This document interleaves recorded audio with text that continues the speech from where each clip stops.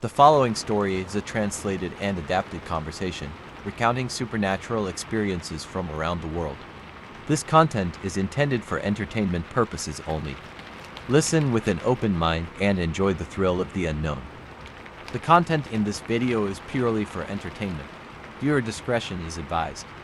If you are easily frightened, be prepared some stories might just send chills down your spine. If you're ready, turn off the lights, put on your headphones, and immerse yourself in the world of the unexplained. The jungle along the border of Khao Ram province was a green Helen, impenetrable maze of towering teak trees, tangled vines, and muddy rivers that snaked through the earth like veins. The air hung heavy with humidity, thick with the stench of rotting leaves and the ceaseless drone of cicadas. For the soldiers of Unit 7, a border patrol team from the Royal Territorial Guard, this was their crucible, their mission. A 10-day, 80-kilometer trek to map a remote smuggling route rumored to cut through the dense forest near the frontier with a neighboring country. Tensions were high skirmishes, with insurgents had spiked in recent months, but the jungle held older, stranger secrets the briefing hadn't mentioned. Captain Samsak Chai Yuporn led the squad of 5. At 38, he was a lean, weathered man with eyes that had seen too much pirates, poachers, and worse. His second-in-command, Sergeant Niron Noksukai, was a wiry tracker with a knack for reading the jungle's signs. Private First Class Chaya Yayi Bunmei, the hulking radioman, carried the team's only lifeline to base a bulky shortwave set. Corporal Lek Prasad, the sharpshooter, moved like a ghost, her rifle always at the ready, and Private Thongchai T. Kitazak, the rookie, fidgeted with his machete, his nerves betraying his inexperience.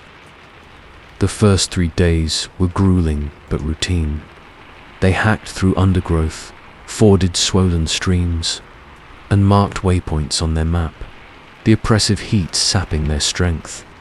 The jungle buzzed with life monkeys chattered overhead, hornbills screeched in the canopy butt. By the 4th night, something shifted. The wind, usually a damp whisper through the leaves, turned sharp and erratic, whistling through the trees in short, piercing bursts. The cicadas fell silent mid-hem, replaced by a low, throbbing pulse that seemed to rise from the ground itself. Ye's radio crackled with static, even when powered off, spitting garbled tones that sounded almost like words. Equipment malfunction, Samsak grunted, wiping sweat from his brow. But Noak wasn't convinced. He crouched by a stream, pointing to a patch of mud where the water flowed backward, defying gravity. "This isn't right," he muttered, his voice tight. Lex scanned the canopy, her scope glinting in the fading light. "No birds, not a damn one," she said, her usual calm fraying. T gripped his machete tighter, his eyes darting to the shadows. "You hear that?" he whispered. They did a faint, rhythmic tick-tick-tick, like bamboo tapping in the distance, but too precise, too mechanical. By dawn on the 5th day, the squad reached a ravina, narrow gash in the earth, flanked by cliffs draped in moss. The map marked it as a pass, but the air here was wrong-still, metallic, like the inside of a rusted can. The pulse grew louder, vibrating through their boots, and the wind carried a sour tang that stung their nostrils. Noak spotted it first, a clearing ahead, perfectly circular, where the trees had been sheared off at chest height, their stumps blackened and smoking faintly. In the center stood a structured 3 jagged spires of dark, glassy material, each 10 feet tall, arranged in a triangle. They shimmered with a faint violet glow, the light pulsing in time with the sound beneath their feet. "What the hell is this?" Yai rasped, his radio buzzing louder. Samsak ordered them to hold position, but T stepped forward, drawn by a glint on the ground, a shard of the same glassy material warm to the touch. As he picked it up, the pulse spiked into a shriek, and the spires flared brighter. The jungle went silent, no wind, no insects, just a void of sound that pressed against their eardrums. Then came the tick-tick-tick, closer now, circling them. From the ravine's shadows emerged the source figures, 5 of them, each nearly 8 feet tall. Their bodies were angular, segmented like insects, with limbs that bent backward at sharp angles. Their skin, or what passed for it, was a dull, iridescent black, shifting colors like oil on water.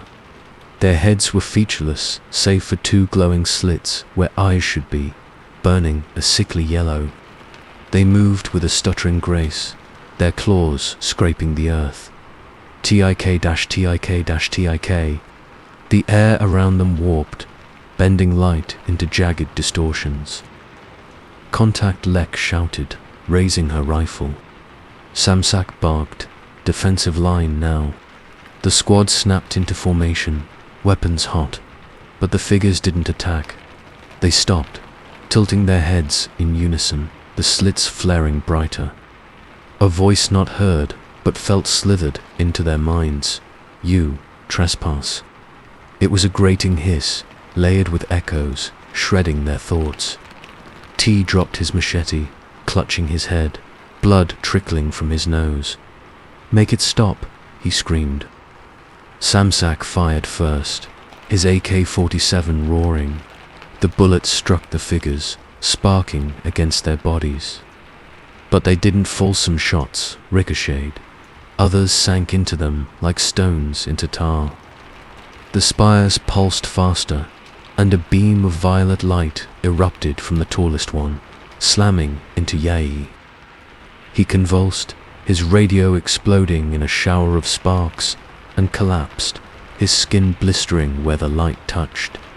Noak grabbed T, dragging him back, while Lek emptied her magazine, her shots precise but useless.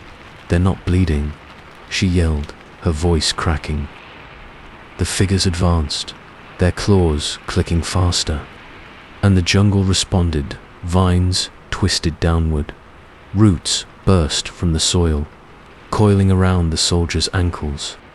The wind screamed now, a discordant wail that carried fragments of sound-distant gunfire. Static, a child's cry all wrong, all out of place.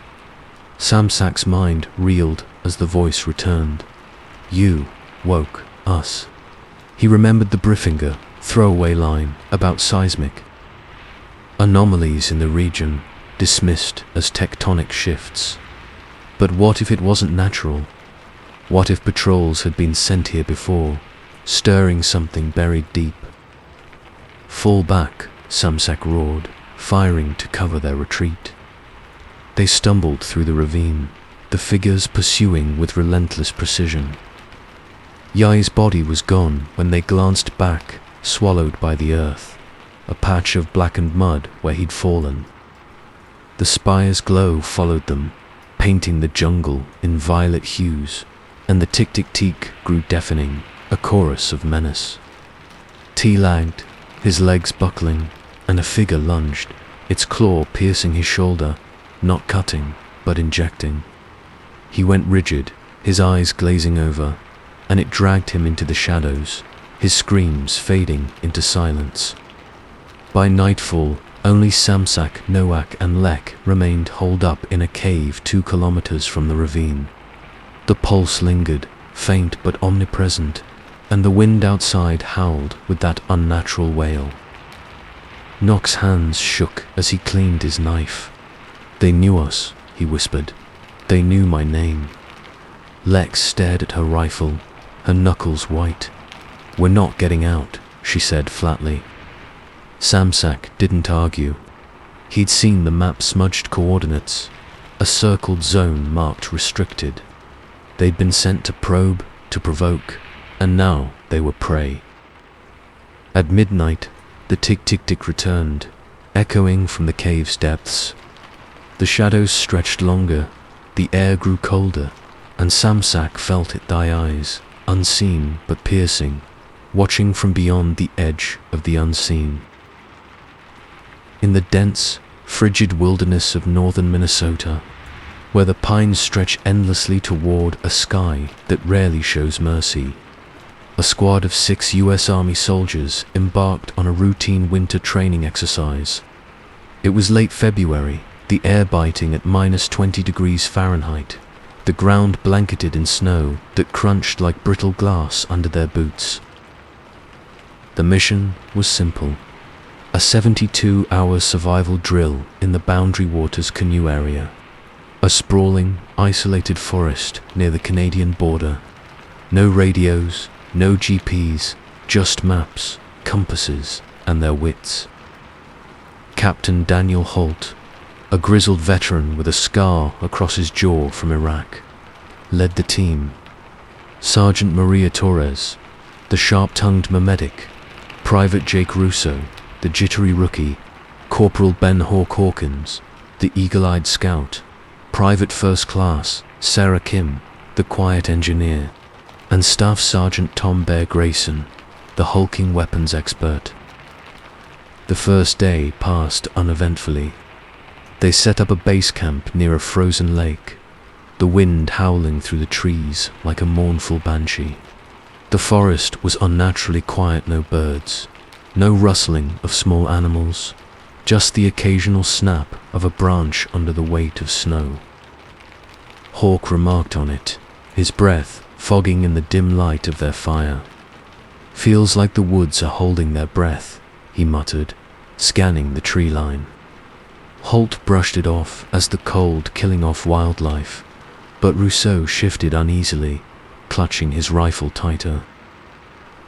By dusk on the second day, the tension began to creep in. The wind shifted, carrying a low, resonant hum, not the natural whistle of a gale, but a pulsing vibration that rattled their teeth and made the snow shimmer faintly blue. Torres checked her compass. The needle spun wildly, refusing to settle. "Magnetic interference," she said, frowning. Maybe a storm's coming, but the sky was clear. The stars piercingly bright to bright, Kim noted, as if the constellations had rearranged themselves into jagged, unfamiliar patterns. At 2 p.m., Hawk woke the squad, his voice tight. Something's out there. He'd seen it while on watcher, flicker of light, not a flare or a lantern, but a thin, vertical beam that pulsed green and vanished into the trees. Holt ordered them to gear up and investigate, chalking it up to poachers or a downed drone. They moved in a tight formation, their breaths steaming in the frigid air, the crunch of their boots the only sound until it wasn't. A sharp, metallic clack-clack-clack echoed from the east, like gears grinding in a machine that didn't belong in the wild. Rousseau whispered, "What the hell is that?" No one answered. The squad reached a clearing, a perfect circle where the snow had melted into a steaming puddle, exposing blackened earth. In the center stood a jagged slab of metal, 7 feet tall, its surface etched with spiraling glyphs that glowed faintly orange. Bear touched it, then yanked his hand back, cursing the metal was warm, impossibly so in the sub-zero cold. "This isn't human," he growled. Before Holt could respond, the hum surged into a deafening whine, and the ground trembled beneath them. Kim pointed upward, her voice shaking. "Look." A shadow loomed overhead, a massive, triangular craft, its edges blurred like a mirage, hovering silently above the pines. Its underside pulsed with veins of green light, casting an eerie glow over the squad. The air thickened, pressing against their chests, and a sour electric smell like burnt wiring filled their lungs.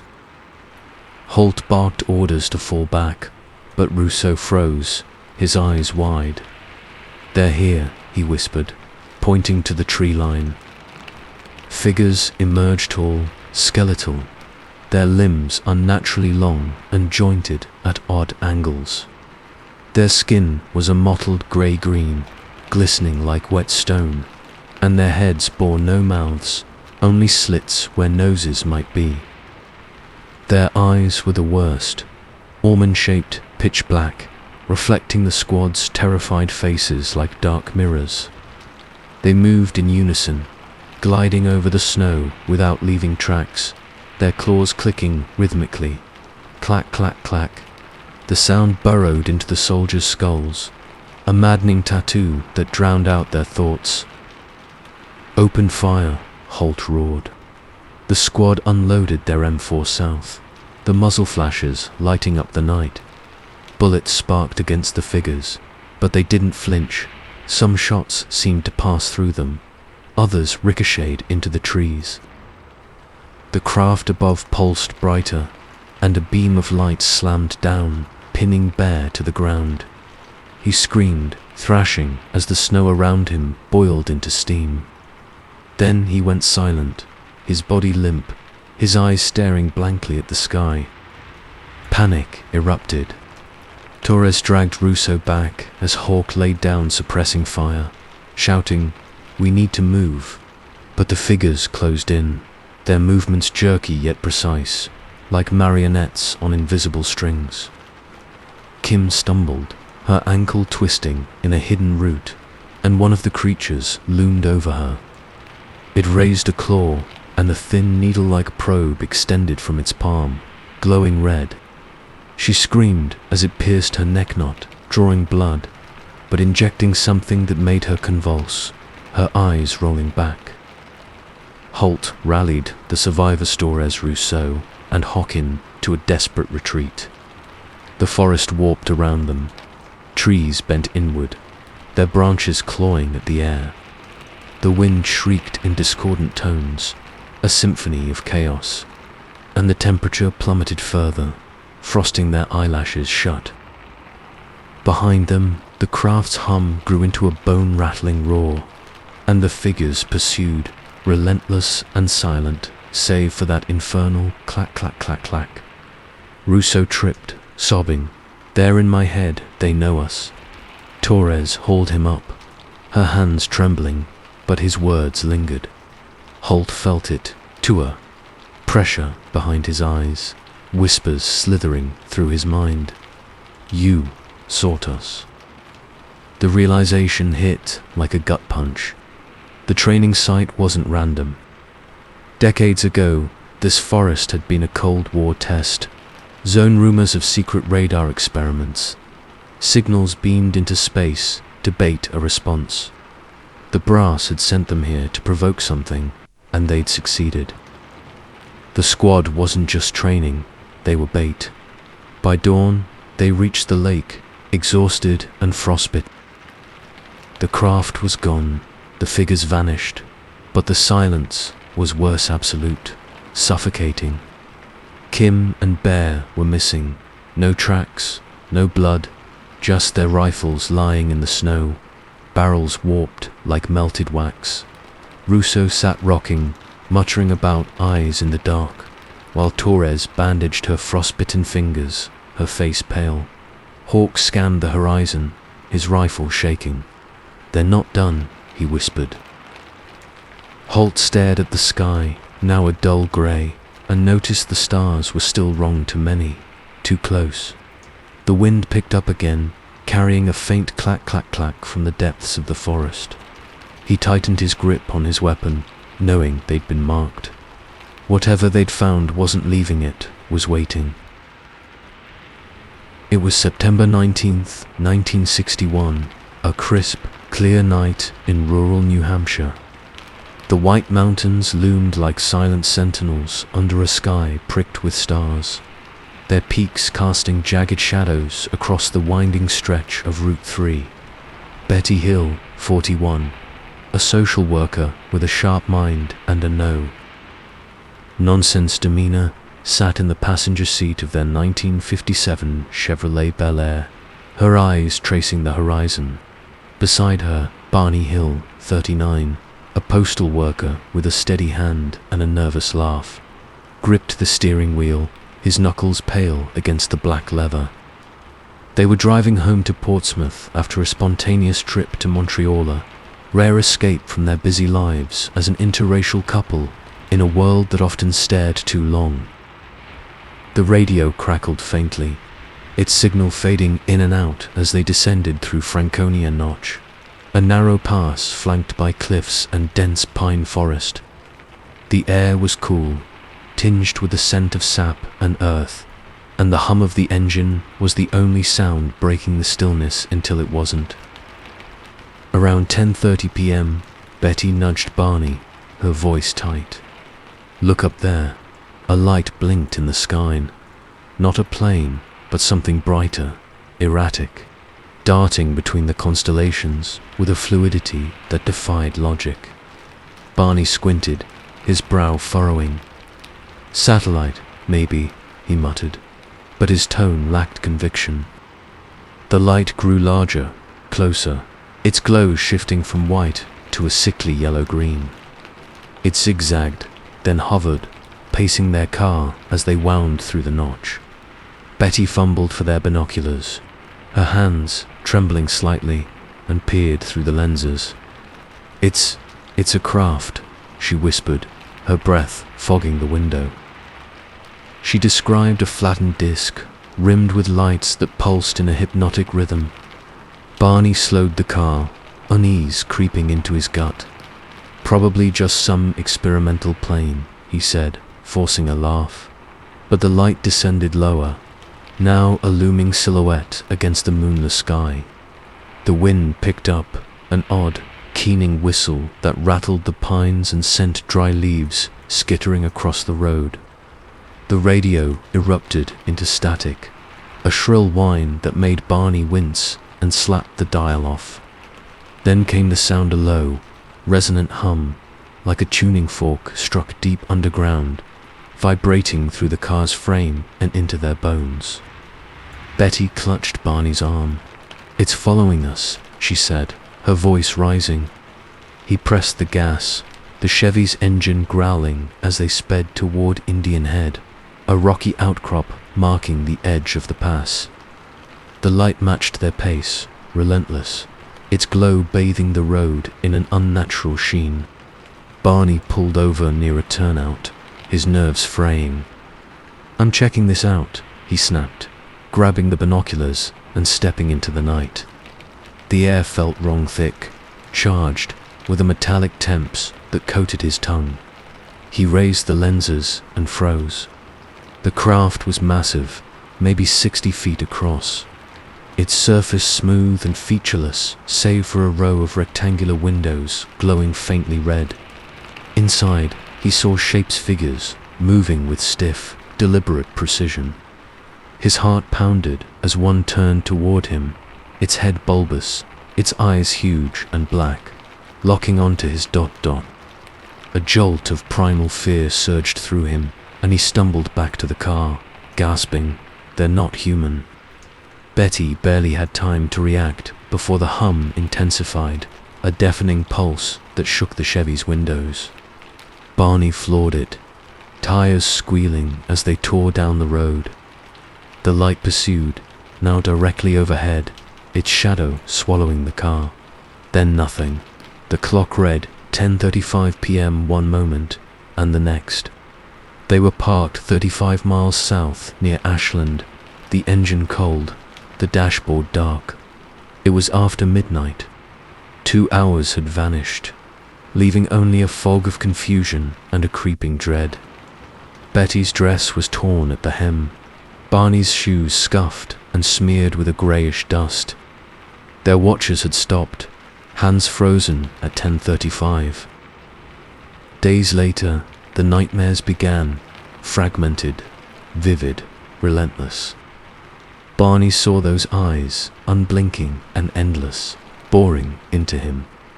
Betty dreamed of a sterile room, cold and curved, where she couldn't move. Their clothes carried a faint, acrid odor they couldn't wash out, and Barney's back ached with a pain no doctor could explain. Desperate for answers, they sought hypnosis in 1964 under Dr. Benjamin Simon, a Boston psychiatrist. What emerged was a story so consistent, so detailed, it chilled even the skeptic in him. Under trance, Barney relived the moment the craft descended. He'd tried to outrun it, but a beam of light green, searing flooded the car, numbing his limbs. He and Betty were pulled from the Chevy, floating upward into a blinding void. Inside the craft, the air was icy, sterile, reeking of ozone and something sour like decaying metal. The beings were small, no taller than 4 feet, their grey skins slick and hairless, their heads oversized with wraparound eyes that gleamed like oil slicks. They moved with mechanical grace, their fingers long and thin, ending in blunt tips that clicked softly against the walls. TIK-TIK-TIK. A taller figure, the leader, watched from a console, its gaze piercing Barney's mind with a silent command, "Stay still." Betty's account dovetailed with his, unprompted. She recalled a table of cold metal, her body pinned by an unseen force. The beings spoke no words aloud, but their voices high, buzzing, layered a code in her skull. "We study you." One inserted a needle into her navel, a sharp, electric pain that made her scream silently, her voice trapped in her throat. They showed her a star map, dots and lines glowing on a screen, pointing to a system she later sketched eerily resembling Zeta Reticuli, a binary star unknown to most in 1961.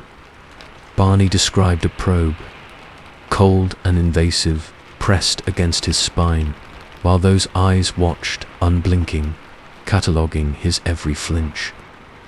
The terror wasn't just the violation, it was the precision.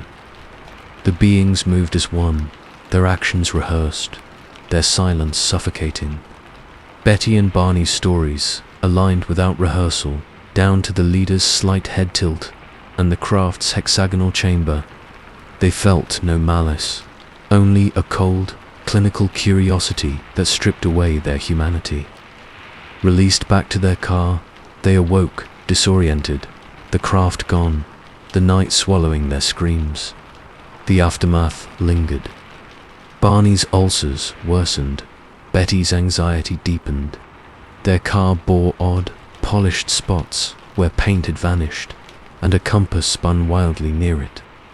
The hills became reluctant icons, their tail dissected by ufologists and debunkers alike.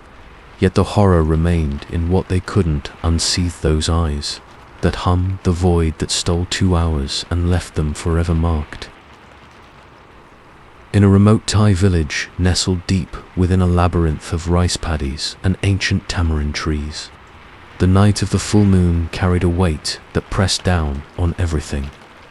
The air was thick with the scent of damp earth and charred bamboo, a faint reminder of the evening fires the villagers had lit to ward off spirits, or so they hoped.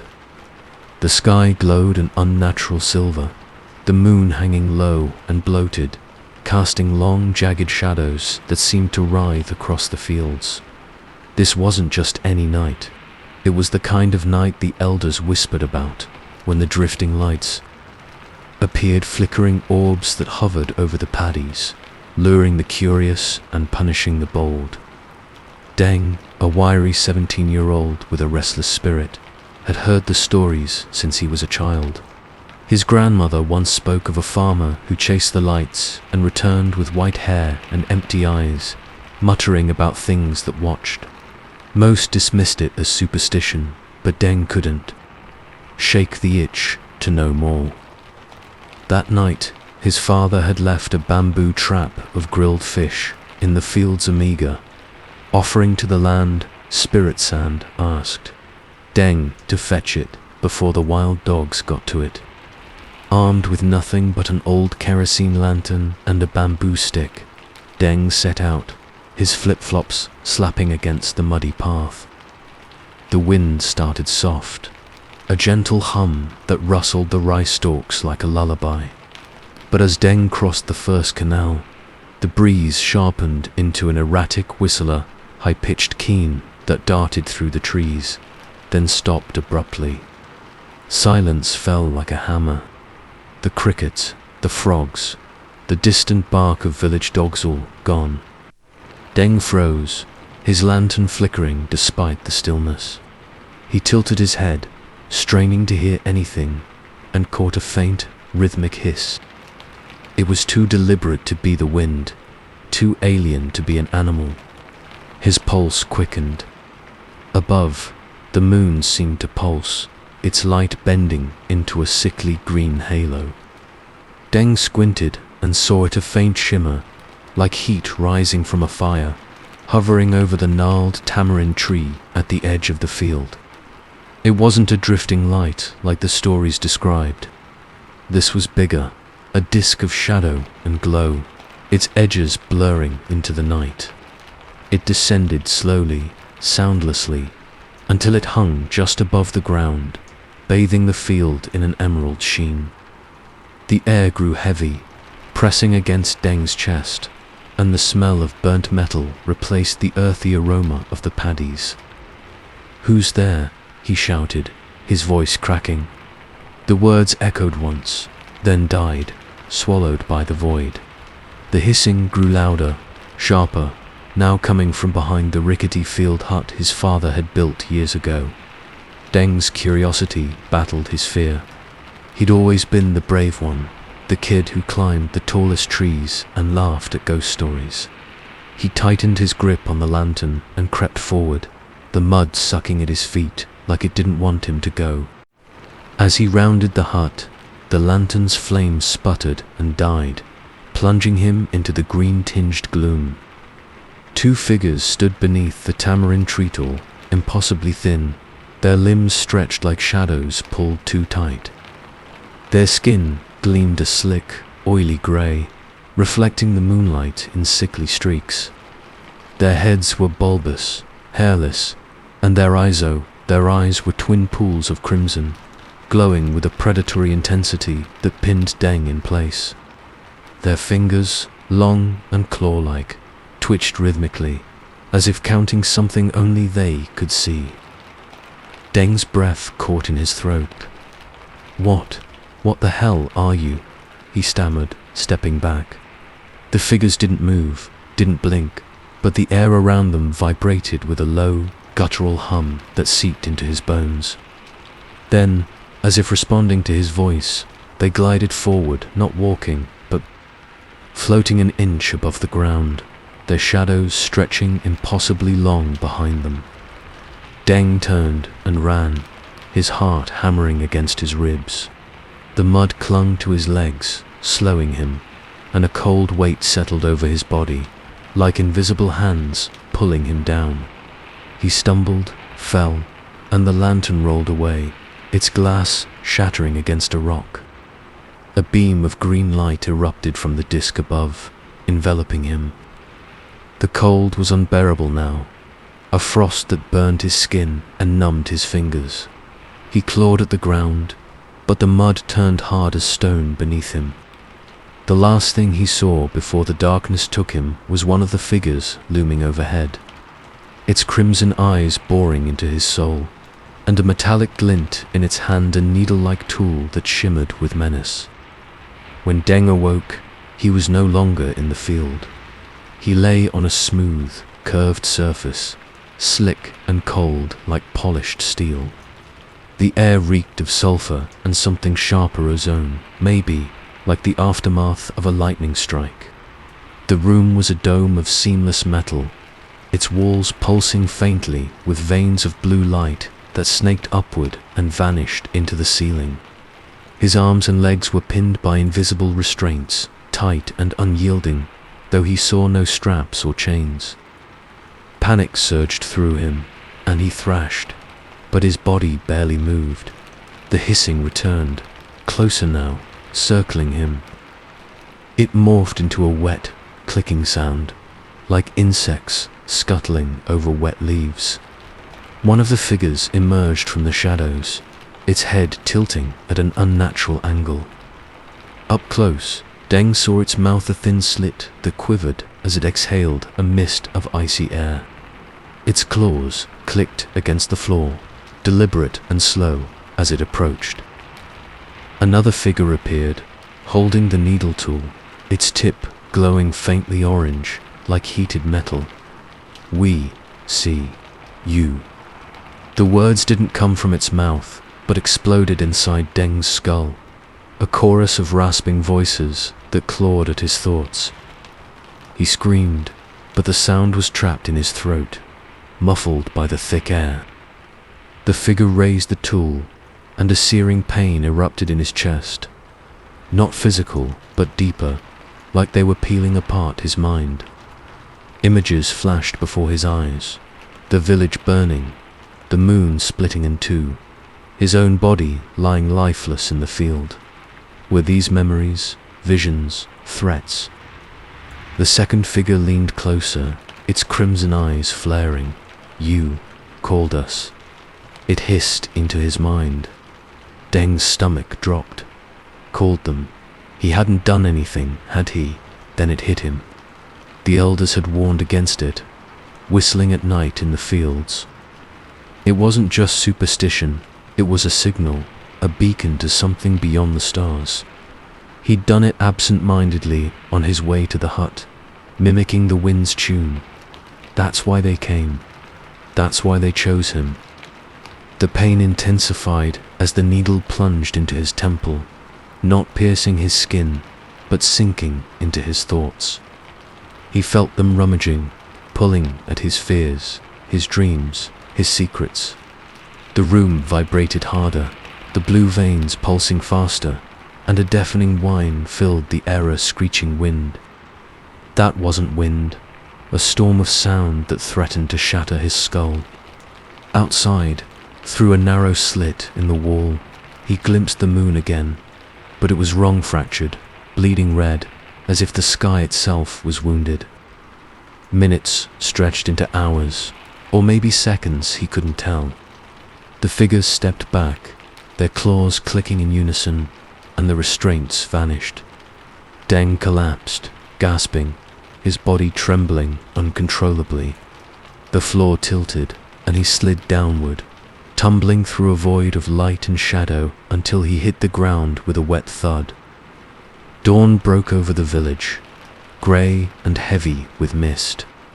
A farmer found Deng sprawled in the center of a scorched circle in the paddy, his clothes soaked with dew, his hair stark white. His eyes were open, staring at nothing, and his fingers clutched a shard of blackened metal, something no one could identify. The air around him buzzed faintly, a lingering hum that made the farmer's skin crawl. Deng didn't speak again, not a word. He sat by the window every night, gazing at the sky, his face etched with a terror no one could name. The villagers avoided the field after that, claiming the wind there carried a new sounder low, mournful wail that rose and fell like a heartbeat. Some swore they saw the green light again, flickering in the distance, waiting. And on moonlit nights, if you listened closely, you could hear it, the sound of something watching, something that never truly left.